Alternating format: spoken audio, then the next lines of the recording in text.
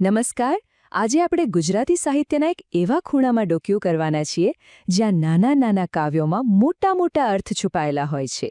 હા, આપણે વાત કરી રહ્યા છીએ લઘુકાવ્યોની.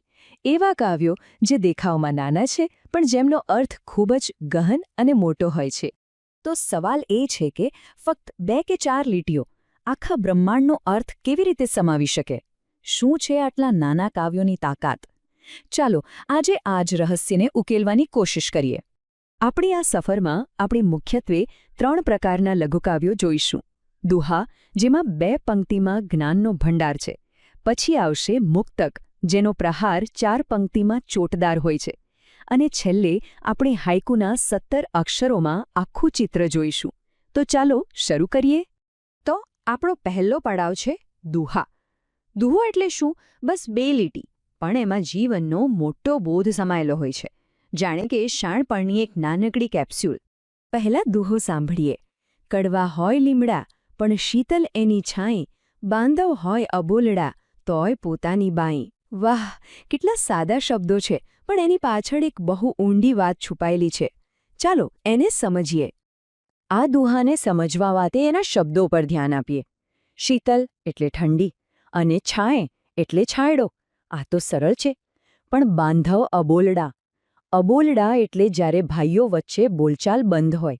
અને બાંય એટલે કે ટેકો, મદદ. આ શબ્દો જ આખા દુહાનો ભાવ નક્કી કરે છે. તો આનો મતલબ શું થયો? જુઓ, લીમડો ભલે સ્વાદમાં કડવો હોય, પણ એનો છાયો હંમેશા શીતળતા એટલે કે ઠંડક આપે છે.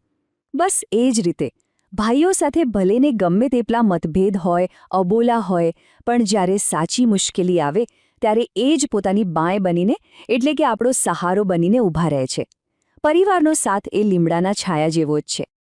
ચાલો હવે એક બીજો દુહો જોઈએ. આ દુહો જ્ઞાન અને નમ્રતાનો સંબંધ બહુ સુંદર રીતે સમજાવે છે. જે જન પામે પૂર્ણતા, તે કદી ન ફૂલાય. પૂરો ઘટ છલકાય નહીં, અધૂરો ઘટ છલકાય. અહીંયા ઘટ એટલે કે ઘડાનું ઉદાહરણ કેટલું સચોટ છે.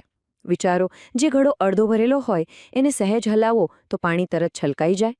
આ એવા લોકો છે જેમને થોડું જ્ઞાન હોય ને એનું બહુ દેખાડો કરે એટલે કે ફૂલાય. પણ જે ઘડો કાંઠે કાંઠે પૂરેપૂરો ભરેલો હોય એ સ્થિર રહે છે, છલકાતો નથી. આ સાચા જ્ઞાની માણસની નિશાની છે. જે ખરેખર પૂર્ણતા પામે છે એ હંમેશા. फ्रेंड्स, इस वीडियो को पूरा देखने के लिए आज ही फ्लेक्सी टीचर ऐप सब्सक्राइब करें, जहां आपको मिलेंगे animated videos, digital books, text book solutions, notes, DPP और क्विज. और हाँ, flexi teacher app mobile, TV और कंप्यूटर पर अवेलेबल है. और अगर आपके पास इंटरनेट नहीं है तो तुरंत ऑफलाइन सेट टॉप बॉक्स के लिए संपर्क करें. Flexi teacher, the one you needed.